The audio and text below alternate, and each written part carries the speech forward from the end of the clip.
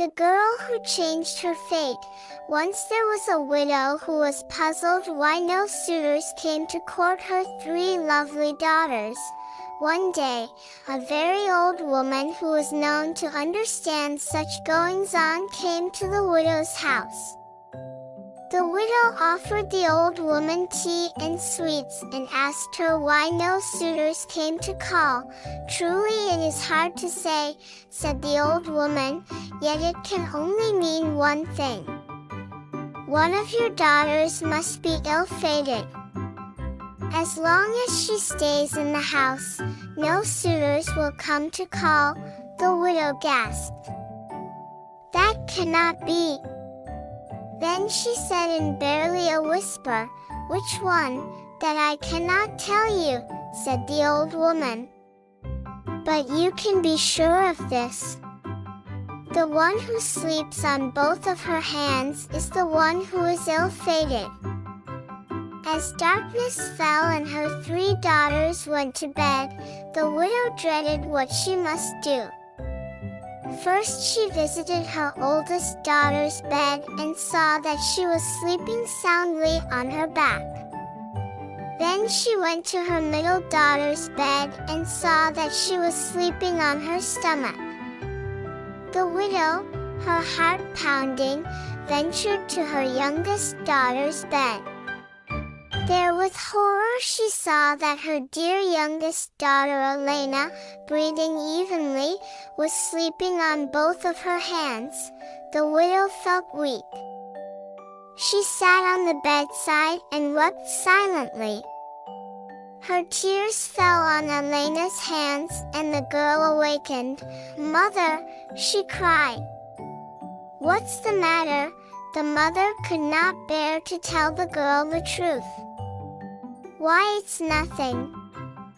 Nothing at all," she said through her tears. Elena insisted. Finally the mother shared with her what the old woman had said. "Then I must go," said the girl firmly. Her mother protested, saying what the old woman had said was probably nothing at all. But no matter what the mother said, the girl continued to pack.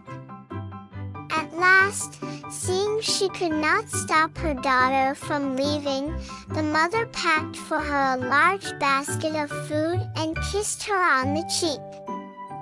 As the mother sadly watched Elena walk away, suitors approached the house with gifts for her sisters. Elena traveled far and wide. Always she got a job, but always the job ended in disaster because of her ill fate. Finally, she met a queen who took a liking to the girl. "Surely you must be ill-fated," said the queen, shaking her head at the girl's latest disaster. "There is only one thing you can do. Is there anything that will help?" asked the girl in amazement, not knowing there was anything one could do about an ill fate. "You must find your fate," said the queen firmly. "All the fates live in the mountains far beyond.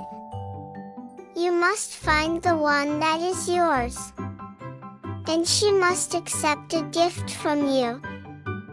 Once she accepts a gift from you, you will no longer be ill-fated." With hope, Elena left for the distant mountains.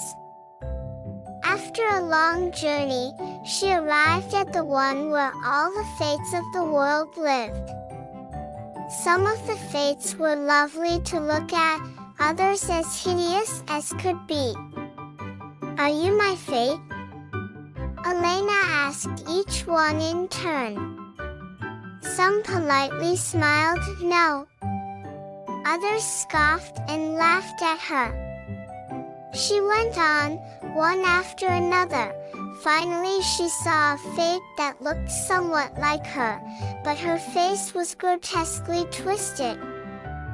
Her hair was wild and she stared at Elena, making her very uncomfortable. Elena whispered, "Are you my fate?" Frightened to know what must be true, Elena's fate laughed and stared at her in such a way that Elena knew she had found the right one. Elena offered her some bread, but the creature cursed her and threw handfuls of dirt in her face. When the bizarre creature was laughing so loudly her mouth was wide open, Elena quickly threw a piece of bread that landed in her mouth. As the hideous fate chomped on the bread, her face softened. She said, "Well, now that's not so bad, not bad at all." Elena's fate threw her a silk ball. She told the girl that if anyone wanted the silk thread, she must demand its weight in gold. Then she abruptly turned around and left. Delighted, Elena returned to the castle. A young man heard about her silk thread and asked to buy it for his sister's wedding. Elena said that, in exchange, she must have its weight in gold. Yet no matter how much gold was piled on the scale, it was never enough. Finally, the young man stepped on the scale himself and it balanced perfectly. The two of them laughed, and they were soon married.